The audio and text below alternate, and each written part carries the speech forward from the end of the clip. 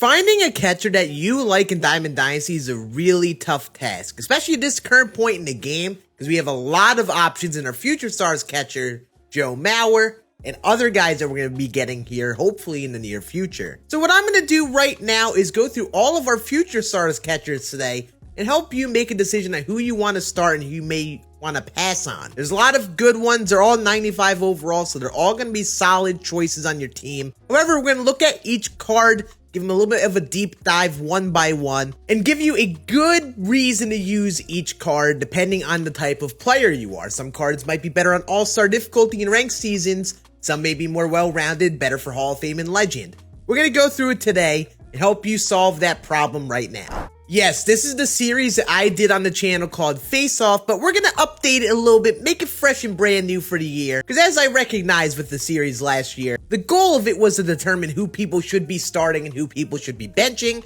and passing. And obviously, there are a lot of cards to use. And I was really considering hopping on into ranked seasons and playing with this team with all catchers in the field, even out of position. I'm not gonna lie, having Joey Bart and Henry Davis in left and right field sounds like nightmare fuel, and I don't think anyone wants to do that.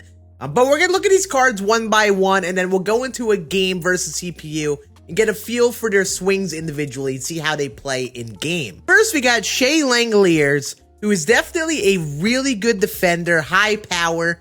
Biggest is slightly lower contact and vision, and slower speed. Makes me think that you're playing for the home run with this type of card. But 90 and 85 contact is starting to get to that point where I question the size of the PCI and Hall of Fame and Legend difficulty. So someone who's trying to make a World Series push, unless you've got very good PCI placement, may not find as much success with this card. Next, we have Luis Campusano, who is actually a little bit more well-rounded. He's got a little bit more speed. The defense at gold is definitely more than enough, especially with the 90 arm strength. And looking at the attributes, 88 and 94 contact is about the same as Langlear's, but at least he's got better contact versus lefties, which we'll talk about in a moment. And then 97, 104 on the power. And that vision being a little better is a little bit of a help, especially on Hall of Fame and Legend difficulty. So I would put him a little bit above Langlear's, but again, not who I would be personally using much out there. Next, we have the new MJ Melendez that dropped in the event the other day. And I've heard this man's swing is just clean. Some nice positional versatility and good defense wherever he's going to play. I've heard good things on this card if you're looking for that lefty catcher option. Again, keep in mind 83 and 88 contact is a little bit lower, where again, you may have some problems on Hall of Fame.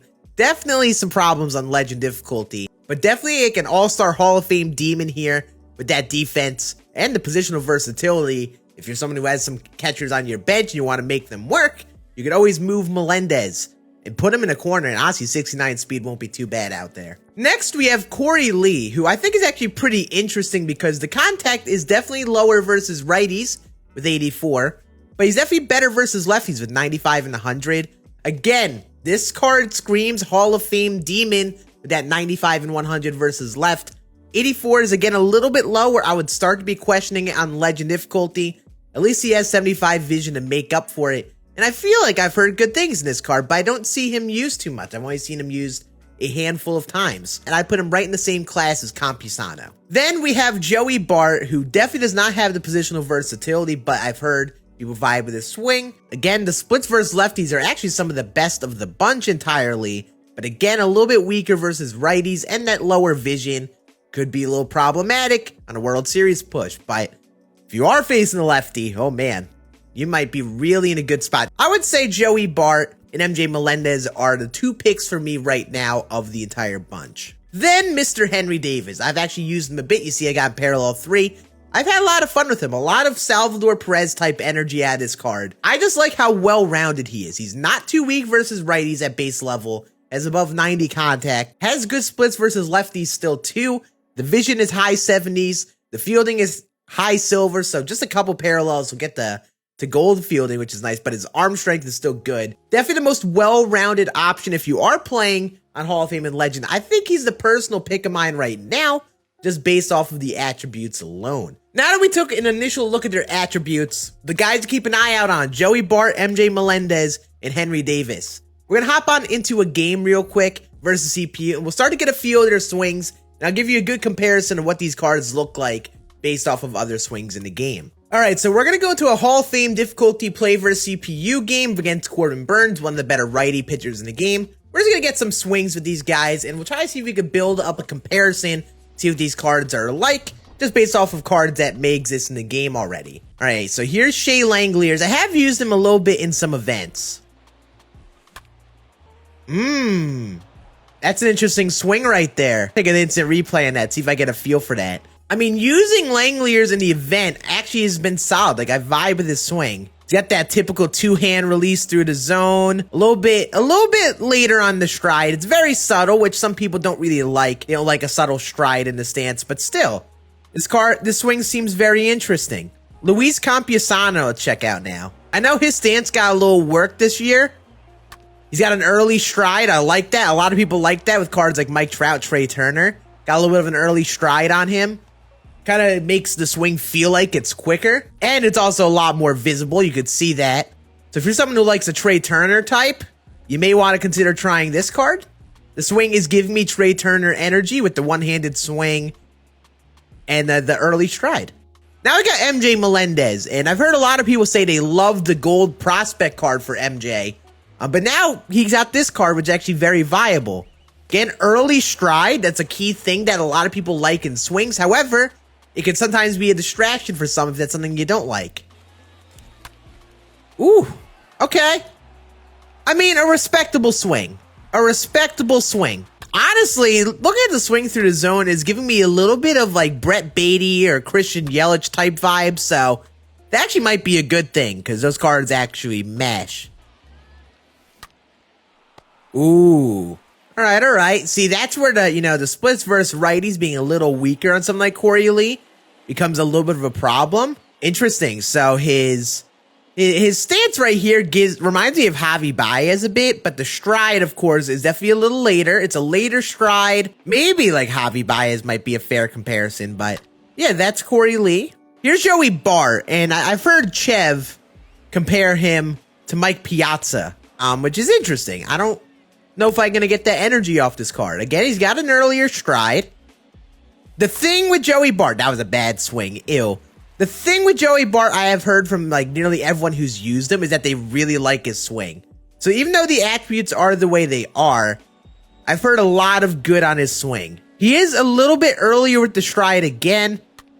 Two-handed through the zone, though. Maybe like Ronald Acuna type energy, but yeah, interesting. I would love to use Joey Bart a little bit more, actually. All right, here's Henry Davis now. And again, the vibe that I get from Henry Davis, just looking at his stance and all that, it reminds me a lot of Salvador Perez. It genuinely does. Anyone who likes Salvador Perez cards, a lot of people do.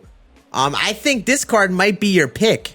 Look at how he starts off open stance, which a lot of people do like open stances, and then it has a little bit of an early stride and kind of like floats his left leg into the zone. It's a lot like Salvador Perez. After being in game and testing their swings, I don't think much changes on my front on which cards I would be picking. Final decision of which cards I think are the best. Henry Davis is my personal pick, my personal go-to future star catcher of the bunch. Obviously, MJ Melendez is the pick if you need a lefty. Luis Campusano, I think, is also a solid one. I put him just below Melendez because he is good versus lefties, but not incredible versus lefties like Joey Bart is. If you're going to use Luis Campusano, you may want to platoon MJ Melendez off him in case you face a righty. Corey Lee, I think, is definitely very similar to Campusano. Like, they're very similar cards. Just Corey Lee gets a little less vision, but a little bit more speed. So if you like the extra base hits and the speed, Corey Lee is probably going to be a little bit more viable for you because you'll probably get more doubles in comparison to Campusano with 43 speed. That's very slow to the point where you might not get as many extra base hits. In Langeliers, I think this is like the all-star warrior of the bunch. You play on all-star difficulty, he's got that type of attributes to hit good power. He's going to be the guy to do that. He's going to be very good at hitting the home runs, but the doubles might be a problem with the 38 speed. But at least in all-star, he's going to be hitting the ball hard enough to maybe give him that extra base. So yeah, that is it for this video. If you enjoyed this series, make sure you hit that thumbs up. We'll actually be doing this again tomorrow, but with our switch hitters, mainly our switch hitting middle infield options, guys that can tell Marte and Jorge Polanco. There's a lot of people have been asking about them, which cards they like or don't like, and I want to bring them up and compare them to each other and give them their individual purpose like we did today. I appreciate you all watching this video. Make sure you like if you did. I'll see you all again on the next video tomorrow.